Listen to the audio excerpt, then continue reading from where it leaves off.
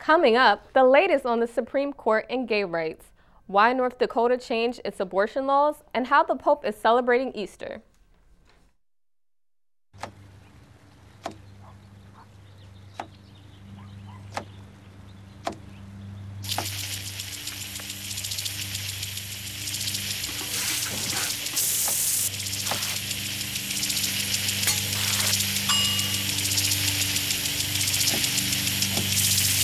Clean kitchen surfaces, utensils, and hands with soapy water. 1 in 6 Americans will get sick from food poisoning this year. Keep your family safer. Check your steps at foodsafety.gov.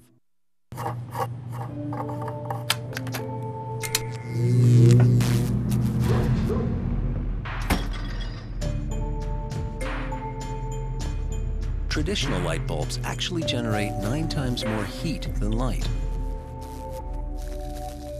Switch to Energy Star light bulbs, and you'll realize just how much cash you were really burning through. Saving energy saves you money. Learn more at EnergySavers.gov.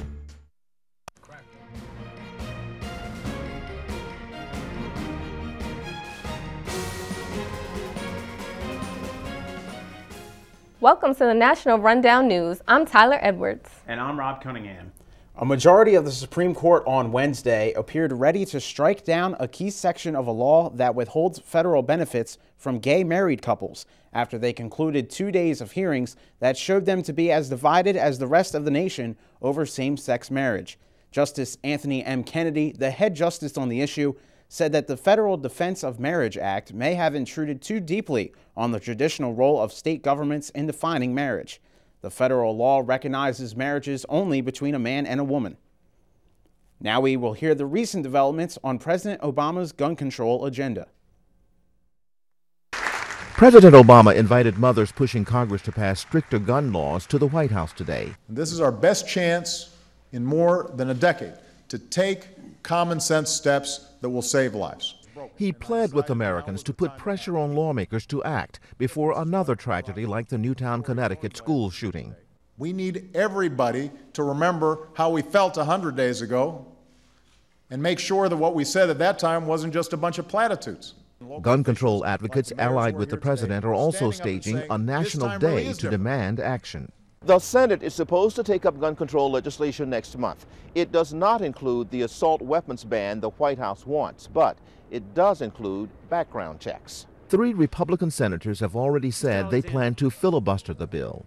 And those who oppose any tighter gun restrictions are making their voices heard around the country.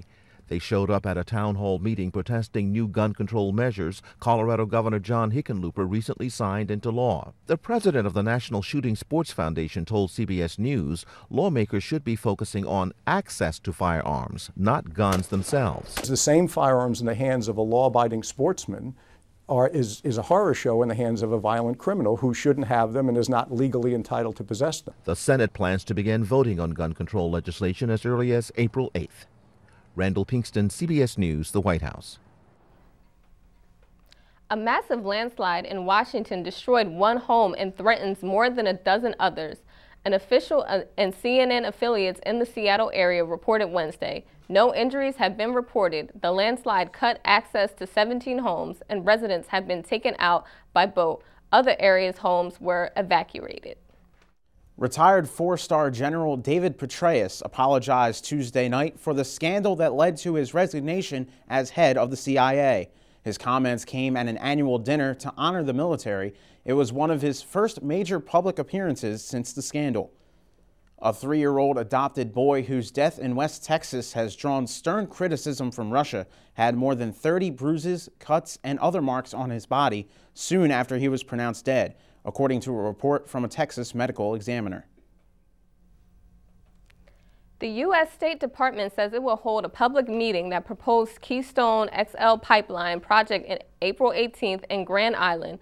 Nebraska President Barack Obama has faced criticism from Republicans who say he is dragging his feet in approving the conversational pipeline, which would transport oil from Canada to Texas.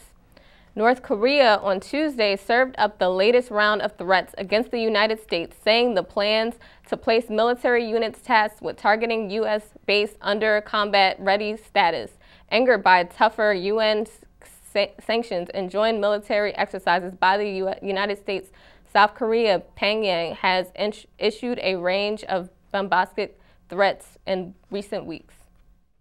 Michigan's Attorney General requested a criminal investigation of a Massachusetts company linked to a recent deadly fungal meningitis outbreak. Michigan had at least 259 infections and 14 deaths last year. Michigan court will determine if the company broke any state laws.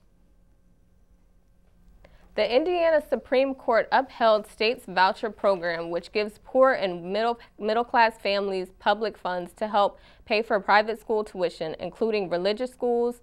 Indiana has the Broadcast Schools Volunteers Program available to a range of incomes. Critics say could set a precedent, and other states seek to ways which expands programs.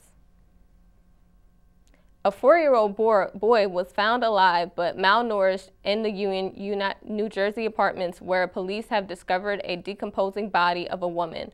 Authorities revealed few details about the case, including whether the woman was the other child's mother. Coming up, find out what duties the Pope will have at Easter and Justin Bieber's good neighbor etiquette.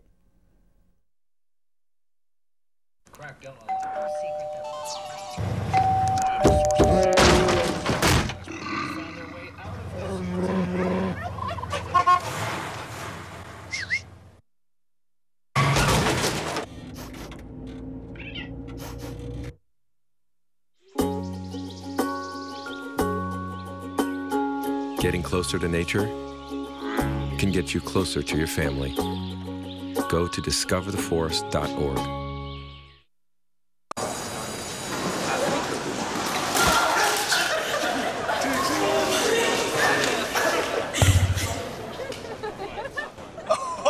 That's low, that's low. That's low. Look, he's blushing. Seriously.